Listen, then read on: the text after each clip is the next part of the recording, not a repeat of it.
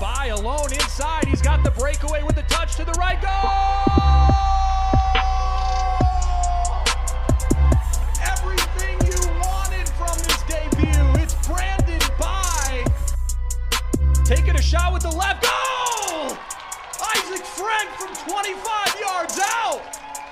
The equalizer. Will Kidd with the touch of the goal. It's a go-ahead goal. Minneapolis City. This is the People's Pitch Podcast, the official podcast of your Minneapolis City Soccer Club, brought to you by Summit Brewing Company. A great poet and drug addict once said, "When the music is over, turn out the lights." And well, the 2019 NPSL season of soccer is over, so it is time to turn out the lights, folks. Welcome to this week's episode of the People's Pitch Podcast, the official podcast of your Minneapolis City Soccer Club. I am your host, John, and alongside me is the Nate Morales. Nate, so much anticipation, and then it starts. Yeah. And then we have a few blinks and it's over. How are you doing, and have you accepted that it's almost total off season yet? Yeah, I'm definitely in denial. I'm like, oh, it's a game Friday. There's a game the next week. Like, yeah, and then soccer's not ending. Wrong. So I'm trying to ignore the fact, John. Yeah, it's more of like, and then we do it all over again. Yep. Anyways, folks, this week, pretty packed show actually, because we're probably going to talk a lot about a few short topics and make them into the long form. The team took to the road for the NPSL Midwest playoffs. We got the full story on the trip and the results in Detroit.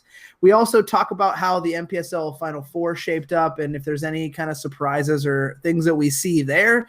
And then the city soccer hasn't completely gone away for the summer quite yet, folks. We've got a friendly against the Nebraska Bugeaters ahead of us this Friday, so we'll preview that match and give you all the details there, as well as we do have one more the following week. So it's not completely over. So why don't we get after it here, Nate? No problem, man. Let's go. So goo. I thought the notes say "Let's goo." Let's go. Oh, okay, got it. Let's go. The kids say it. Let's goo.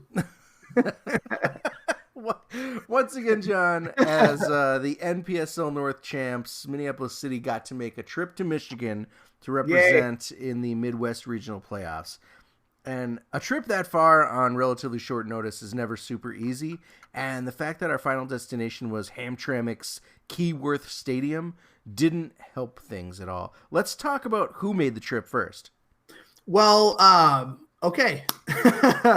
So starting lineup was Troy Luegi in net, Matt Murakami, Ao, Jonah, and Chuck. Charlie Adams rounded out the back four. And then Max Stegwart, Eli Goldman, season debut for a familiar name, but one that moved away from us after he got an internship this summer. Juan Luis rounded out the central three. And then Wexler gets the start on the left with Hutton and Oliver joining him in the front three. And then as far as the bench goes, we had Will Kidd, Nick Hines making his season debut off of a long drive from Omaha, Nebraska. Then we had Dan Hudeman, John Bisworm, Jeremy Handler, Matt Van Benscoten, 2 water jugs, a bag of balls, and exactly 15 cones. All right. Well, obviously we travel a little light. That's a full bench, man. Do you want to touch on what was going on with the 2 subs that we had briefly, and then I have some thoughts about how you structured the lineup to react to that and still compete against Detroit. So we talked about it in the past that there are extremely many upsides to the fact that we have an all-local roster, but there also is one major downside in a league that is this short-seasoned, I guess you could call it. Yeah. All of our guys are not just here to play soccer, so that's the downfall. When we need to go on the road, especially overnight for potentially 3 to 4 days, like open-ended, and that includes taking off of work, it's really damn hard to do for guys, especially when a lot of these guys coach during the day so they can play at night. And that's when we train, obviously, and when our games are. So a lot of them had coaching obligations that they were contractually obligated to do in the U.S. Open Cup, or the USA Cup up in Blaine. Yeah. So for those of you who don't know what that is, I mean, I'm sure 90% of our listeners know it's like one of the largest youth tournaments in the country. Actually, it might be the largest. The largest, and maybe one of the largest in the world, if not the largest in the world. So there's teams from all over the country and all over the globe that come and play in this tournament. So it's kind of a big deal, and it's also kind of the end cap for the club season. So we ran into that. And going into the game, we felt we had a really good core of 15 guys that, much like what we did when we went to Sioux Falls, we had just like the right mix of guys to go and to play. But the soccer gods took a steamy pile of shit on us, and 2 of our players' flights were canceled the day of due to weather. So Ba and Zuhir, who were penciled in as starters, were now removed, and we had to make a lot of adjustments as a result. I truly believe that, we'll go into this in detail later, but if they were there, it would have been a little bit of a different story. And I mean, at least we could have brought a few more players in the game at that point when we needed to make subs, when they were bringing on like D1 and all conference and all Americans and like former pros. And we're just like, here we have Will Kidd and we have Nick Hines. Yep. And they both did great, but we only had 2 of them when they had, 6 guys on their bench and a goalie. So we made the joke that they actually had more ball kids than we had players. It's just true. I'm not even joking. It literally was true. Yeah.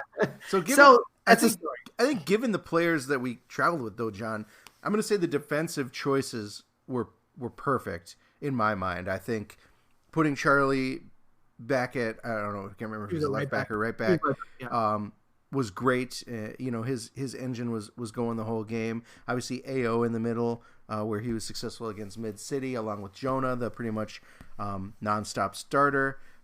Matt Murakami played where we needed him, which is also good. He's super versatile, and he can play, a defensive mid or out wide on defense, and that's where we needed him to be. And he was able to perform and lend his speed to helping to try to stop that potent Detroit offense.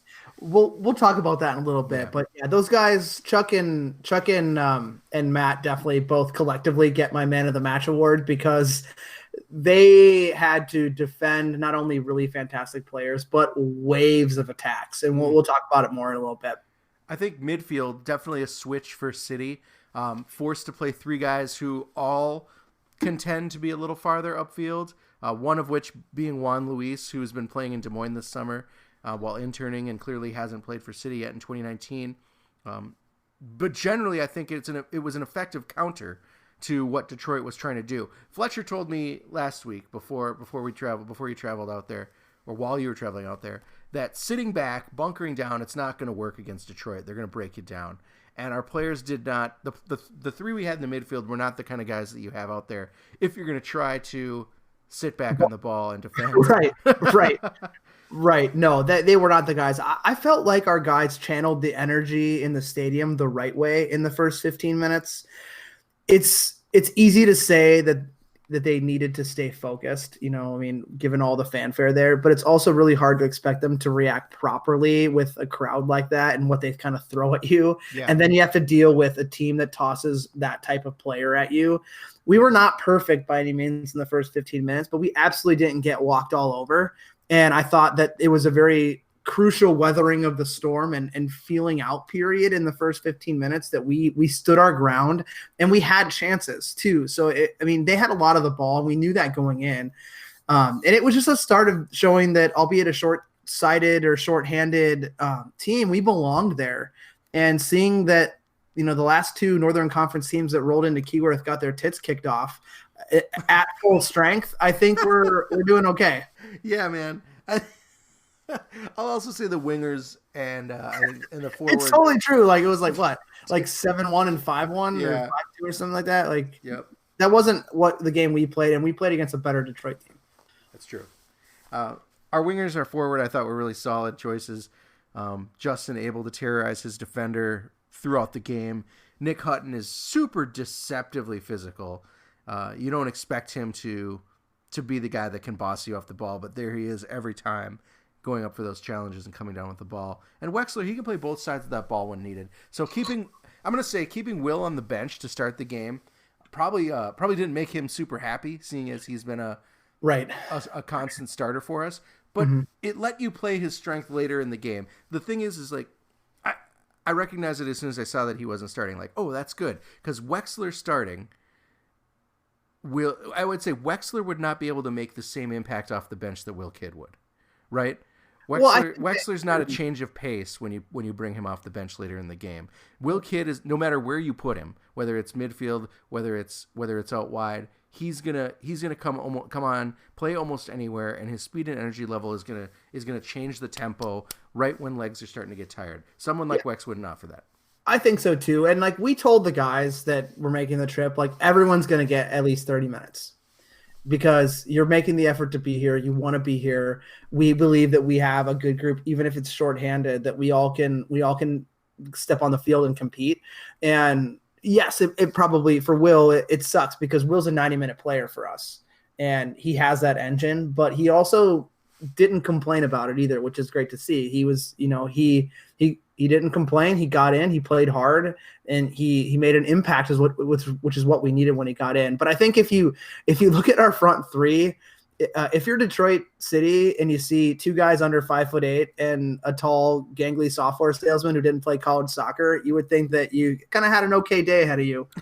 But I think our front three was fearless. I mean, Hutton was a constant threat and just he just was having fun out there. Like always had a smile on his face. It was like just taking it all in. Like I never thought I'd be here kind of thing in this type of environment. And Justin, which we'll get into in a little bit, I think was the right type of Oliver fire on the day. Mm-hmm. I mean, he did get a yellow card late in the game, but it was absolutely, I mean, I wouldn't have used the words that I heard come out of his mouth towards the assistant referee, but I think he was right in his argument because he was going by defenders and getting yanked on his jersey and pushed around after he was by guys all day. So, and they weren't calling it because he wasn't going down. And, off air, I'll tell you what he said to the referee, which is really, really funny. But anyways, the right type of Oliver fire on the day, plus those other guys. Yeah, I agree. So let's talk about the kind of play-by-play, if you will. I highly recommend, first of all, that any City fan who missed the game head over to My Cuju. Even though we lost, it's a great one to watch. Just put it on mute because, goddamn, one of those commentators is like just the biggest Detroit City fanboy, and it was really hard to listen to. Like, see, I agree with you, but I also disagree with you because I don't disagree about the guy. The guy sucks. Yeah, but I say I agree with you to mute it because the guy does say some things. You're just get over yourself. Yeah.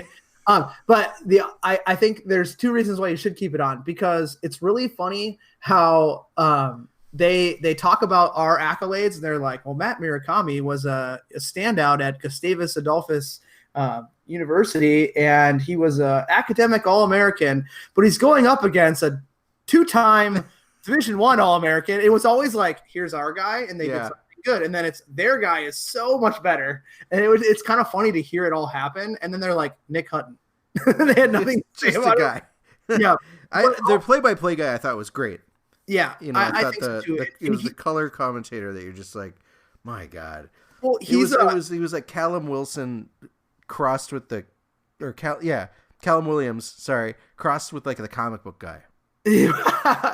Yeah, I would agree with you on that. But also, like, you get to hear the outside of the beginning of the second half when the audio feed for the camera wasn't really working. Hadn't started yet. You get to hear like how constant the fans are, and it's a cool environment. Yeah, and honestly, what we talked about before we really dive in here, I know I'm kind of pontificating here a little bit, but what we talked about with the guys was, and I agree with them, the atmosphere that was there is almost better than an atmosphere you see at Allianz Field because it's like 100% genuine, like grassroots energy, and it doesn't feel manufactured at all.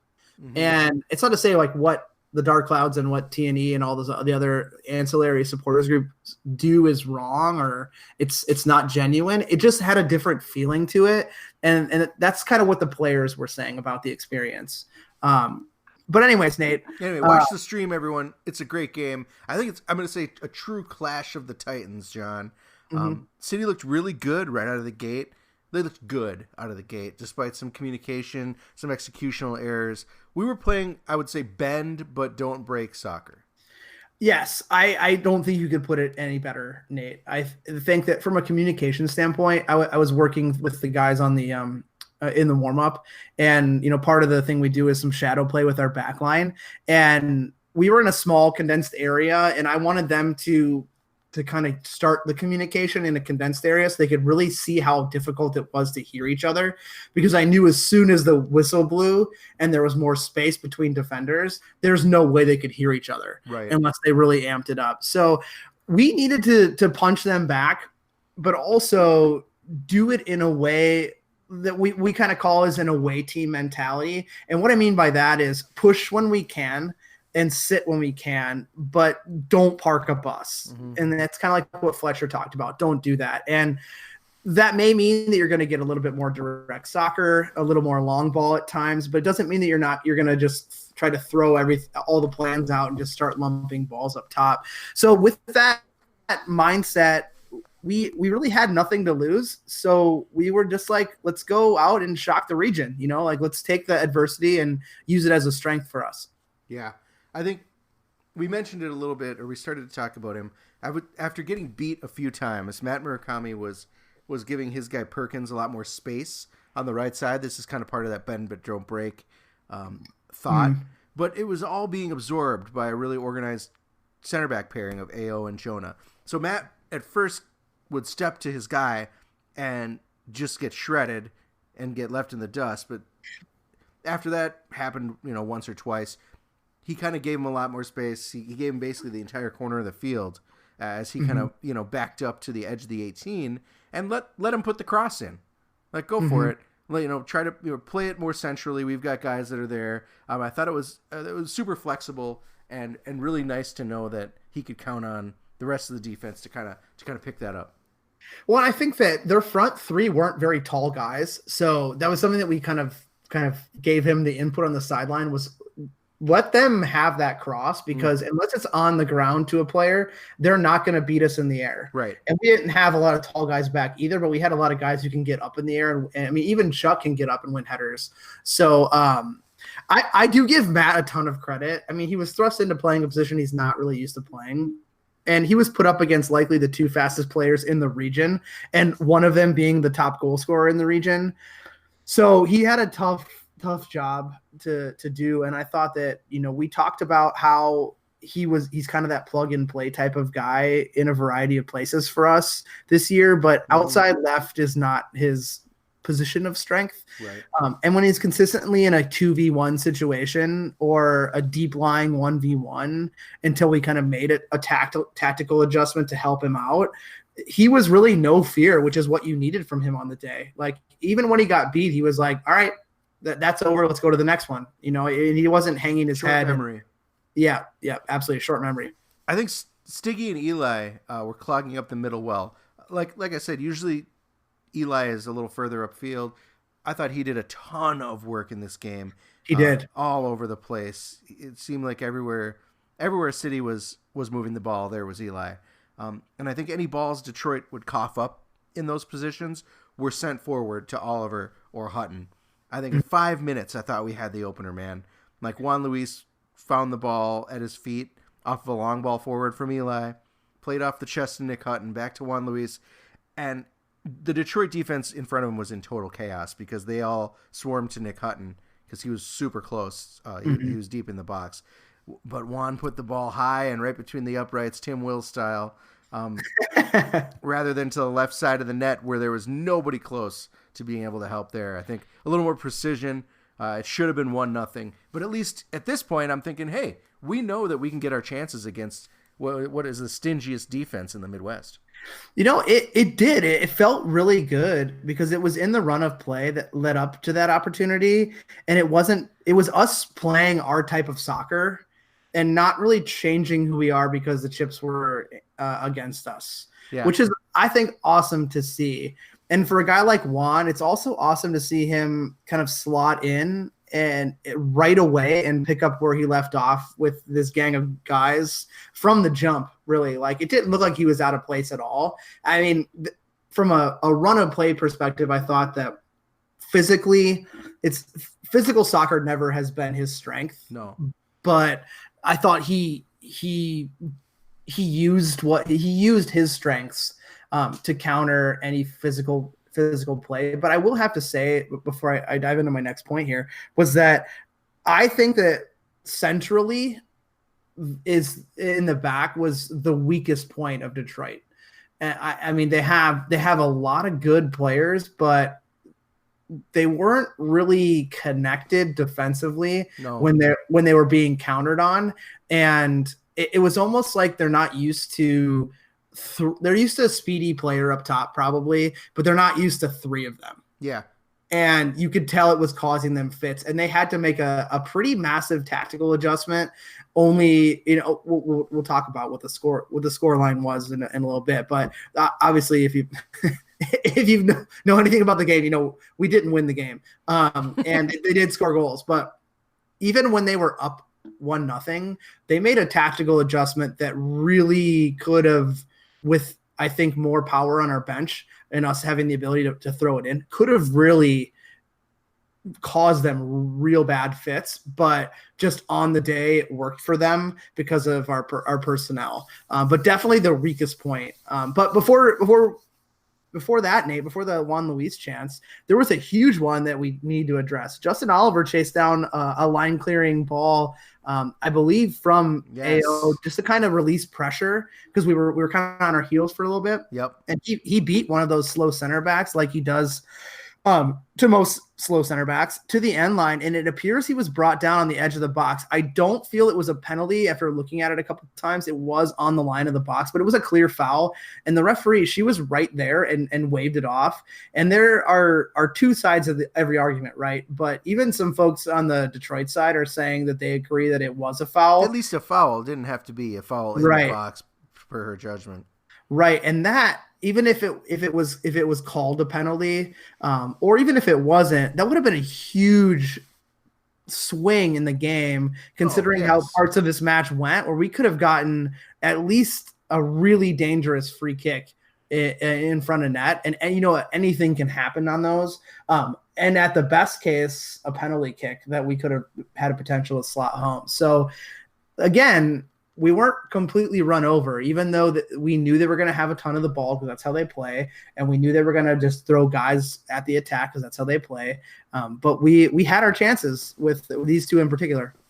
Yeah, man. I also thought Troy Luegi did an exceptional job given the size of the stage that he found himself on, the pressure of playing against that kind of a crowd, the lack of minutes on the season leading up to this. He was basically thrown into the fire, and you could see him calm down and come into his own as the game progressed, making saves, commanding the back line, that sort of thing. In the 22nd minute, however, that opener came from Detroit. I would say Wenger-esque ball movement confounded the City defenders. Multiple runners gave Shane Lawson some space to basically plant himself in front of the back post and receive a little ticky-tack pass that he tapped past Luegi, and it was 1-0 Detroit. But at this point, it's like, oh, damn, that goal shouldn't have happened. But I wasn't feeling awful. Well, before I dive into my thoughts on that one, the Detroit fans know Matt Elder well because he broke his leg in Detroit. Yes. And they actually, when he was with the Twin Stars, and they actually, helped care for him at the hospital, which was nice. Like they brought him some care baskets and things like that. And they were, instead of heckling Troy's last name, which you really can do, they were just calling him not Matt Elder, which I thought was pretty funny. Hey, not Matt Elder. So I thought that was pretty funny. But anyways, as far as the goal goes, some might say that it was offsides. It was a really close call. Even if it was or it was not offsides, what basically happened was we did not mark goal side, and the ball that came in was actually not a pass. It was a mishit shot from Detroit midfielder and former MLS super draft pick, Bakey Goodman, who I think is their best player. And you would bet for him to put that on frame with power, but he just mishit it. And so it was, to simply put it, Troy had his goal covered and he just did not we just did not stay locked in around him and mark up goal side properly, because everyone was thinking the ball was going to go on goal, and then he scuffed it and the guy was just there to knock it in. So versus these type of guys, you have to stay locked in on the little things. And in this case, we didn't, and they buried their chance. Right at halftime, John, it looked like we might get another one back. Todd. Off of a I started playing Deacon. started playing the highlight. Anyway, looked like we might get another one back off of a set piece, headed back into the box that seemed to go in after some chaos in front of the net, but the goal was never called. It was waved off. Goal line technology could not have been. It was not close. It was close, but the goalie was in the goal, but his hands and the ball were outside of it. Oh, okay. It was close to the line, but it wasn't hard to tell from the stream. And Nick raised his hand. It should have gone in. We should have scored that. Yeah. But I would say the first half ended without Minneapolis City really testing the keeper. I think Michigan State's Hunter Morse. Mm-hmm. Lots of errant shots, I would say. Poor connections on shots. Nothing really that threatening beyond that last chance. But we were still very much in this game. What were the talking points in the locker room at halftime? Well, we talked about how they play, and it was less about what we were doing wrong and more about what they were showing us. And until the guys actually saw what we talked about before the game, saw it put into practice and what they tossed at us, it really didn't sink in. When we saw them, they basically they deploy a 3-5-2, which, when they're on their heels, will go to a 5-3-2.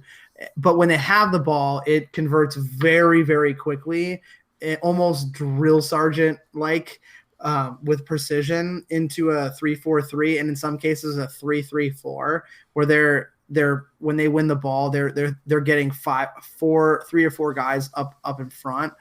So we had to figure out how to best handle that with taking calculated risks and not hanging ourselves out to dry, basically. I thought that at halftime, Coach Handler you could tell the hamster was on the wheel inside of his head on the bench, and he was thinking through like what he was seeing. And I thought he gave a really good look at how we could adjust in the second half. And once that was addressed, it got everyone on the same page. And I think we were then able to put our heads down and play with purpose, instead of worrying about who we were playing, where we were playing at, what they were doing to us, and really just saying, like, if you see this, do this. It's okay to do it. And it's okay. We all have to be locked in, because if one guy's taking a risk, we're all taking a risk, but it's for the greater good. So on top of that, there were not a lot of set of eyes in the room that were glazed over or defeated, or not really just chomping at the bit to get back out there and fight like hell, which is awesome to see. One thing I did notice, Nate, is that Detroit's kind of soft. And there were a lot of, like, in quotation marks, North Conference type challenges, and physical play that they're just not really used to. And I'm not sure if it's because of the home field advantage, and when they're playing there, they kind of feel untouchable, because that's how I would absolutely feel if I played there. Yeah. I would be like, nobody's going to mess with your players if they're going to have 7,000 fans just on their ass. Right. Or it's a product of where these guys come from, that they feel like they're a little bit higher of a tier versus whoever comes in there. But either way, I thought that, there were some cards that were thrown out there. Excuse me. And, we're no angels by any means, or no saints, but I thought there was a lot of hard tackles that were clean, that they made more of a meal of and got the calls that they wouldn't get if they were playing in the North. Right. Yeah, I didn't notice that in the stream, but I noticed that some of the guys did spend a little bit of time on the ground. Yeah, and it was, outside of the foul I think that Eli had and got booked for, that was like, he just destroyed a guy. But the other ones I thought were like just real hard soccer plays, and they were not having any sort of physicality. No, they were not interested in that. Yeah, they weren't interested in that. Well, throughout the second half, John, I think teams traded chances. City added Will Kidd into the mix. He really proved his mettle, and that's Mettle. He was all over the field, similar to Eli. I think another great addition to that dynamic. Nick Hines, who really hasn't touched a ball since March, and drove with his roommate from Omaha. Both of them went in and did a great job, but we just couldn't crack that code on Detroit City, despite a number of shots on target that didn't quite hit their mark in the first half. In the second half, Morse had to work, but he was up to the challenge. He kept City off that score sheet.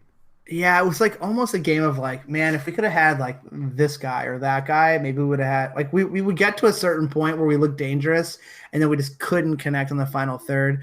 But it's sad that we didn't have a full boat, Nate, because there's some really good chances. I think we could have stuck it to them, and they're super talented. I take nothing away from them, but if you think about what could have been, even if we had the two guys whose flights got canceled, you get excited about what we can potentially do in the future when we're starting to play the likes of Detroit and, any of the other big hitters in the NPSL. Like, we're right there in the conversation, even with the fact that we have only local guys, that we only train twice a week. Like, we put in 4 hours a week on the training pitch when they put in like 2 to 3 hours a day. So we definitely belong. That's for sure. Crazy. Yeah. The killing blow came in that 78th minute when the cross finds AO in the box with his arm in an unnatural position, and Detroit was awarded that penalty. And up to nothing, Detroit was content to sit back, absorb any pressure that we had left in us, basically park the bus and run the clock out. Too bad, but City couldn't crack the code, like you said. Overall, John, what are your thoughts on how all our guys performed and stood up to this challenge of playing not only in a really tough location against tough players, far away from home, a lot of travel, a lot of fatigue. I think overall, personally, my hats are off to them, but all my hats are off to them. I think to go back quickly to what happened to AO, at that point, we were really pressing them. We were pressing them pretty hard, and we had created quite a few chances that just were for naught. And they got bailed out. I mean, did it hit his hand? Yes. Was it in an unnatural position? It's kind of hard to say that when a guy fires a ball at you from 5 yards away, like when you're trying to block it. What are you gonna do? He didn't throw his hand out. It just hit him in the hand, and I get it.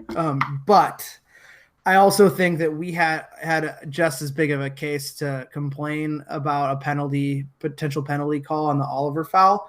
So it was definitely a crushing blow, like you said, because up to that point we were giving it everything we had, and all of our chips were thrown out there given we had the two subs. So I mean, it sucks, but it's soccer. But the team we played was fantastically trained and coached. I mean, they were a well-oiled machine, and they deserve everything that they got during the regular season as far as, how well they played and how many wins, their win-loss record, their goals for, goals against record. It was just super fun to go toe-to-toe with them. I know a lot of people in that area were really, really excited to see us play and, to get a chance, a taste of what we can offer, and not to give up anything, but put a little bit of scare in their side that we threw at them what we could with the guys we brought. And I was proud of the guys, and they were pissed off that they lost because they felt that they were right there with them, but they got over it quickly and looked on the bright side that we could control. I mean, they had an almost offsides goal, and then they had a penalty kick, and there wasn't anything during the real quality run of play. It was just not our day for the taking. Yeah, I'll finish up with this. With a full squad, we could have won that game. Absolutely. As it was, we competed for 90 minutes and probably surprised a few people. Absolutely. But we didn't win, so it's on to the end of the summer and thinking about next year already, which is a bummer. Already started. It is hard to feel too bad about this loss. Like, if you told me, John, when we were recording our first few episodes, year one, and I'm learning about the league, and we're talking about who the role models really are for City in this league, and if you told me that by now we'd be finishing the season alongside the teams like Detroit City, like Tulsa Athletic, like Chattanooga, I would say that's exactly where we wanted to be. That's exactly where we want to be as an organization. We want to be in the mix. We want to be entertaining fans. So, props to you and the staff and the players for doing the hard work to get the team to a place alongside the likes of those really true NPSL giants, NPSL legends. Well, thank you, Nate. It means a lot. Even coming from you, it means a lot. Yeah, because I'm lying. No, but I mean, if you pull back the layers even further, we started this whole experiment 10 years ago with a Division 4 MRSL team. So yep, it's just leaps and bounds of what we've accomplished. But the last thing that I want to address is that, I mean, I listened to a portion of the podcast that you did while I was on the road with Fletcher, and he said rule number 1 is don't engage with the fans. I wouldn't say that's entirely true. They were totally ruthless. They did their homework. They knew who all of our names were. I thought the funny part was that because the guys kind of switched up numbers, they kept calling Chuck Timmy, which was really, really funny. So they were just throwing harassment of Tim Wills at Chuck, which was really, really funny. But I feel like the way our guys handled it was to take it in stride and enjoy it and laugh when it was actually funny and give it back a little bit with some respectful undertones, right? Yeah. I know what it's like when teams come in and don't give respect where it's due. I mean, people come into our place and where we actually have fans, because a lot, as we know in our conference, a lot of teams don't. I mean, even the bigger teams in like Duluth and Med City, they don't get a ton of fans, and they only really get a ton of fans when we play. So like we are the biggest draw, and they come in and they celebrate in front of our fans and they try to prove a point when they do something well. So I get it. So when we didn't do that and we just took it all in stride, I think it showed how it can be done at Keyworth when you're kind of engaging with the fans, but not in a negative way.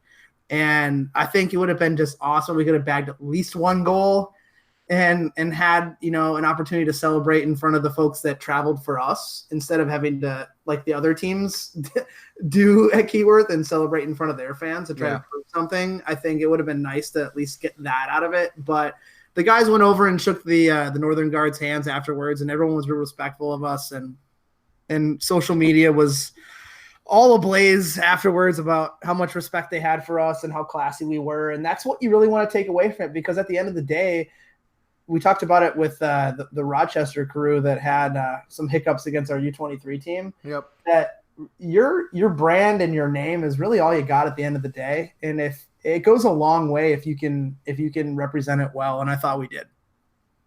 I agree. So plus they got a naked guy. Yeah, that was real weird. Didn't think I'd see a penis when I rolled up to the field, but there it was in all its glory.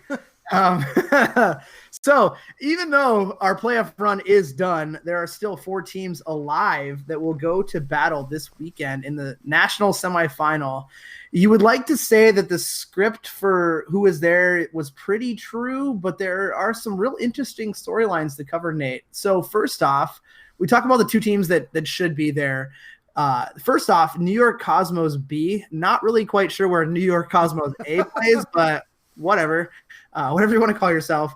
This is likely the one team that people look at. They look at their history. Pele played for the Cosmos, and pretty much a whole slew of famous people that played soccer back in the 70s and early 80s played for them. Say it this way. Why in the shit are they playing in the NPSL? No kidding. No clue, but they are, so they should be where they are. No surprises.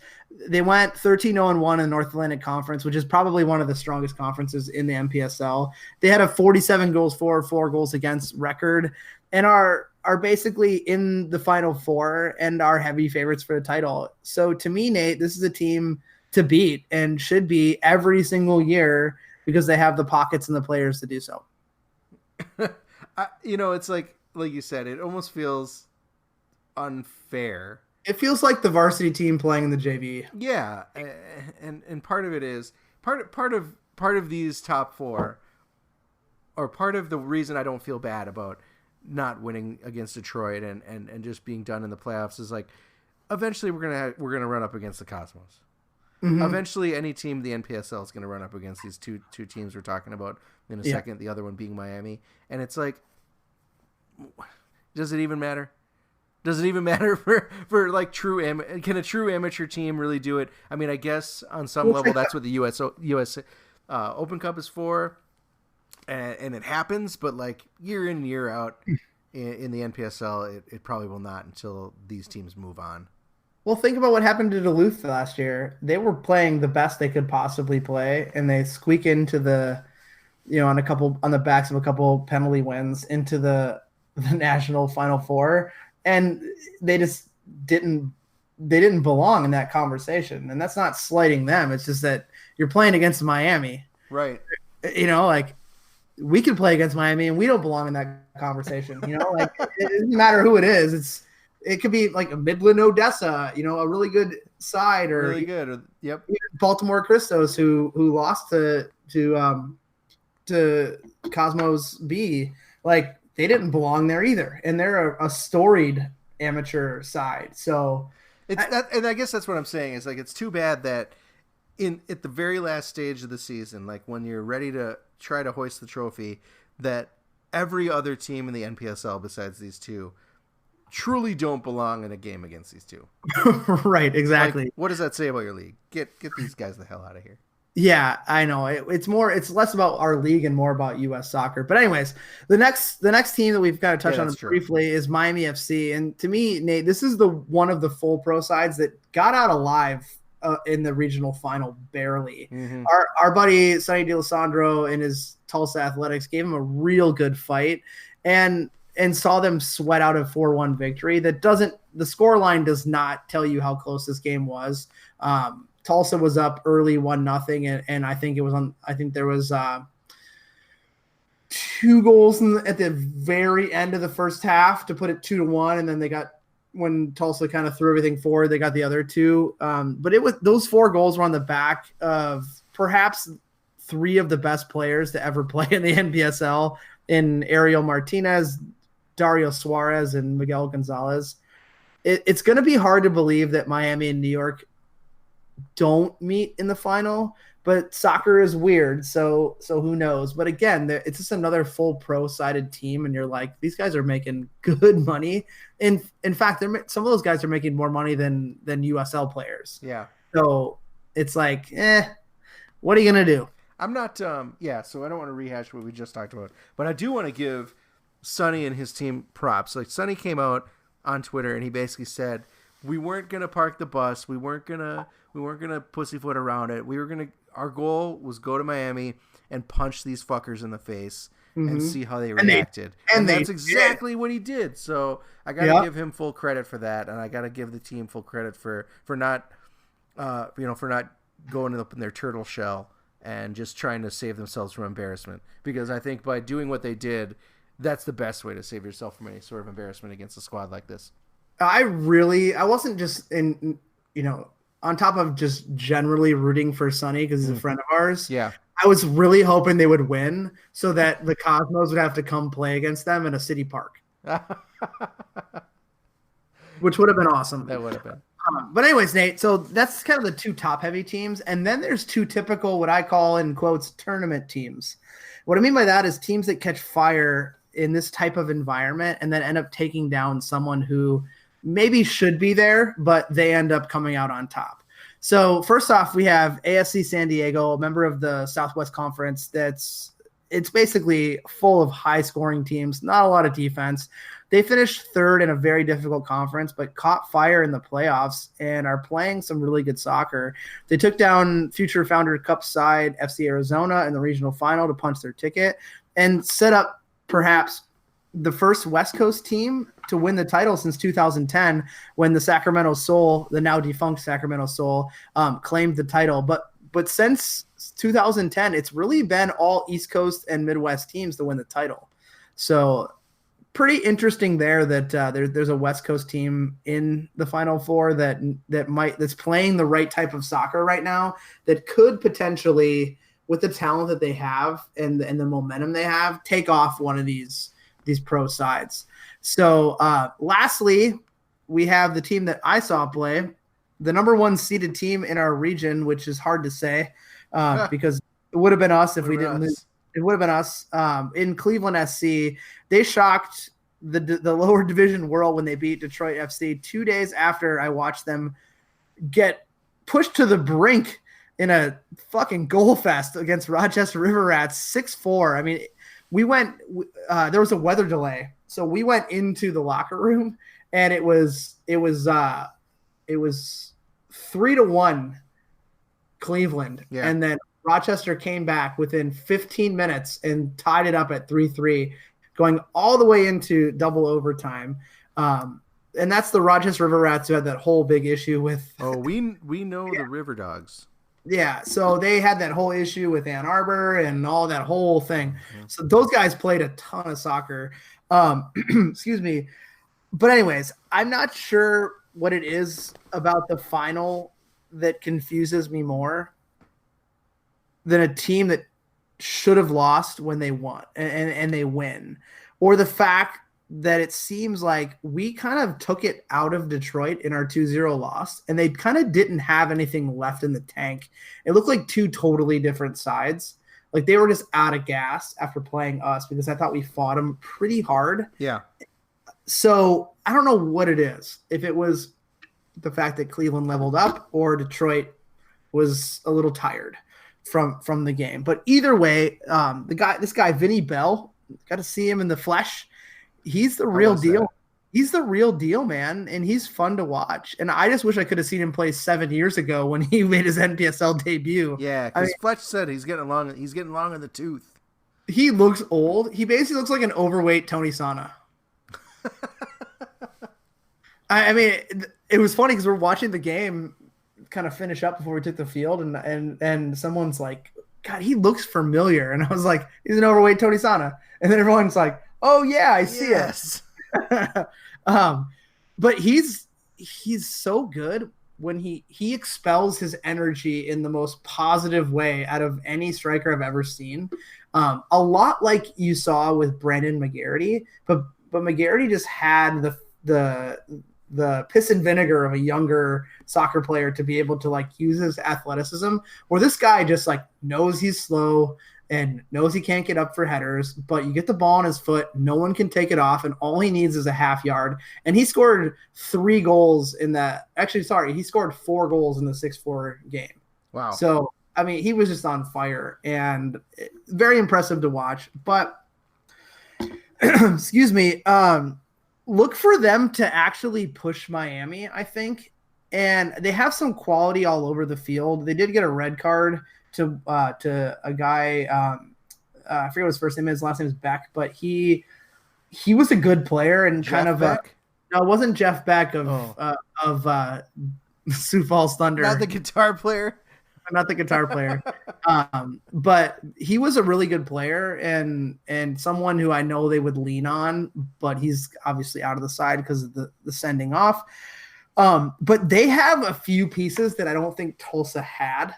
And it's not to say anything bad about Tulsa, but they throw a little bit of a different look at teams than Tulsa does, which I think might match up well against Miami. And you also have that Vinny Bell factor. So they could be like the Duluth of last year's tournament and knock off this pro side. Or they could totally shit the bed and get rocked. But that's just the type of team that they are. They could go all for broke or all for not. So I think it'd be cool. I think Cleveland is to see Cleveland or San Diego win would be best case scenario for me. Yeah, I think everyone can follow the matches on MyCuju. The national semifinals are both going to be played at the same time at 6 p.m. Central. Should be fun to watch if you can dual monitor the situation. But obviously that's to make sure that nobody throws the game or something. I don't know, some sort of match fixing controversy is avoided if they start at the same time. Like people thought that we threw the game against Med City. Exactly. Anyway, so check it out. 6 p.m. Central. What day was that, John? Saturday. Good, because we play Friday. Speaking of that, just because that regular season is over, it doesn't mean that we're through with soccer in the city. My players, we will welcome the Nebraska Bugeaters to the friendly confines on Friday. This one won't get snowed out. No, it won't. That's right.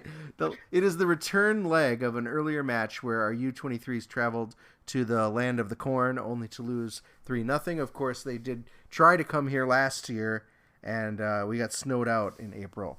We tried to open the season with a friendly against the Bugs, and that didn't work. So it's nice. This is good scheduling, John. I think so. With NPSL squad players available, this time I think it'll be a little different. Probably won't lose 3-0. But the Bugeaters, they boast a model where they find talent. They give them minutes over the summer, talent that's more local to Nebraska, which, as we've established, really good teams down there. Nick Hines went to Hastings, right? Creighton is over there. There's a few others. Of course, there's a lot of community college in western Iowa and Nebraska that boast some good players.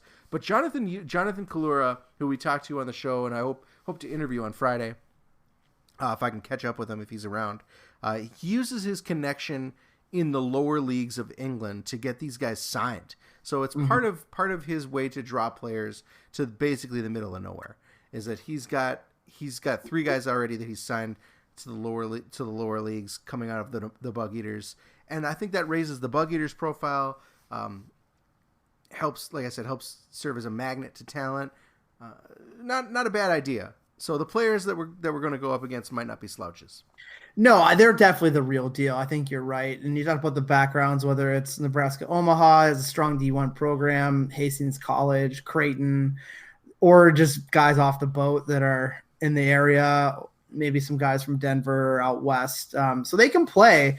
I'm just not sure, however, if any of their guys are going to be already back home or to school early. But regardless of that, the players they have, they can ball. So it'll be a good match. Yeah, I think the other thing is when it comes to like any of the guys going back home or to school, I'm not sure if the roster is accurate online. Like there's like I was looking at the Bugeaters roster and like we literally have no idea who we're going to go up against because the roster is easily 60 men long. Well, and it boasts one Duncan Whirling of former City fame. No shit. Yeah, there he is. He plays for Creighton.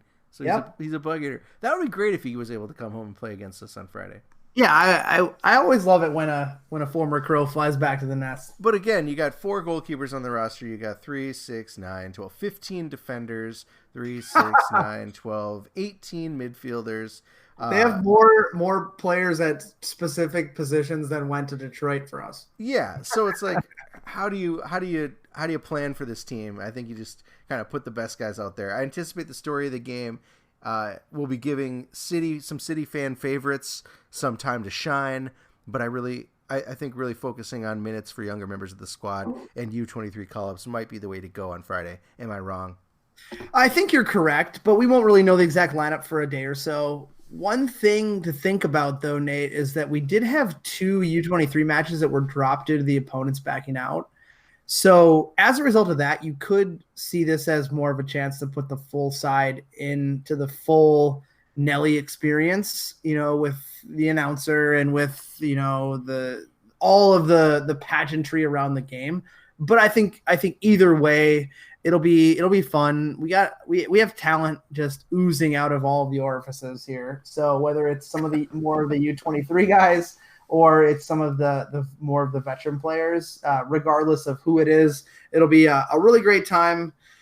So definitely come on down and check that out. I think that'd be great if that's the case. I think there's a lot of guys in that U23 squad I am interested in seeing, especially Rory O'Driscoll, right? So if we can see the O'Driscoll brothers on the field at the same time, wouldn't that be a treat?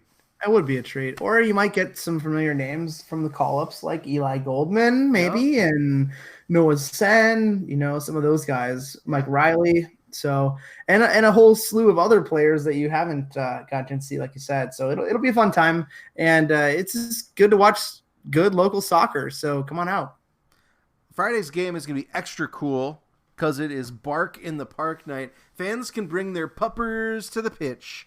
For an extra $5 fee on top of your ticket, you can chill at the game with your best friend. My dogs, John, are going to be up in the booth with us, peeing in your shoes. No. Do I have to take them off first, or what? I don't quite get that. Are they just gonna? They're easy. They'll pee whether or not you're wearing your shoes or not. They're just gonna take a big heater in my size 9s. No, they're not coming. I'm not dealing with them. They're crazy. They're crazy animals. Game time is going to be 7 p.m. on Friday, folks. Tickets for you and your dog are available online right now at mplscitysc.com. And that is all for tonight. Thanks, as always, to our sponsors, Summit Brewing. It is definitely summertime, and you got to beat that heat with a delicious summer ale from Summit. Perfect for slamming after mowing the lawn on a hot-ass afternoon, or slamming after your neighbor yells at you for doing light remodels on the outside of your house. Get your local watering hole and get some on tap today, or mosey on down to your local liquor store and pick up a 12er. You are a better person for doing so, unlike your neighbor who's awful. Summit, a more meaningful brew since 1986. I may have been talking about my neighbor. If giving back to the community means a lot to you, maybe it's time to give to the club that gives back. Minneapolis City is a 501c3 that provides a safe, reliable, and fun environment for young people to play the beautiful game. Look for us this summer, playing with kids in parks and community centers across the city, and consider that tax-deductible donation to a true city-focused organization. Go ahead and keep supporting Minneapolis City. Memberships will always be available for you. Right now, you get that discounted membership for only $40. You can support the club and get some cool stuff. You get a season pass. You get exclusive membership scarf. You get those extra tickets. You get a membership card that gets you 10% off the club shop. And, of course, it gets you deals on Summit at the Game Day Bar, which is Palmer's. Those deals on Summit are good all the time.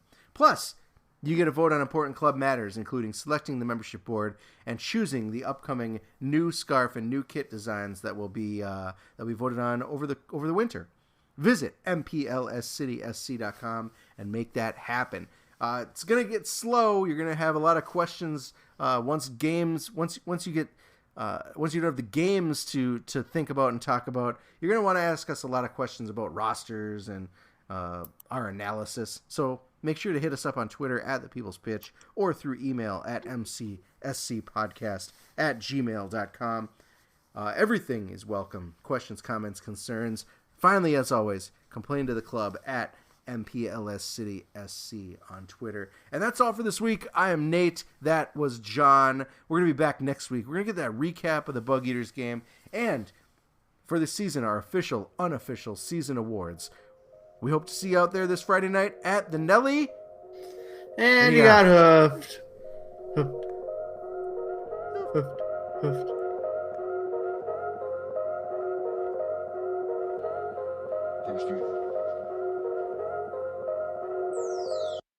Poster burning maple weeds, cradle major keys. Thinking back, I've been major since the minor league. So supreme, too much sauce off my olive NMDs. I could staple steez, bend the goat so I get the cheese. Never fall, rake them leaves and make sure every moment gets seized. And everything Murakami, take your anal beads out one at a time. Slower. Look at me. Like, no, Murakami, it's gotta be slower. And you could hear it on the bullhorn like across the field.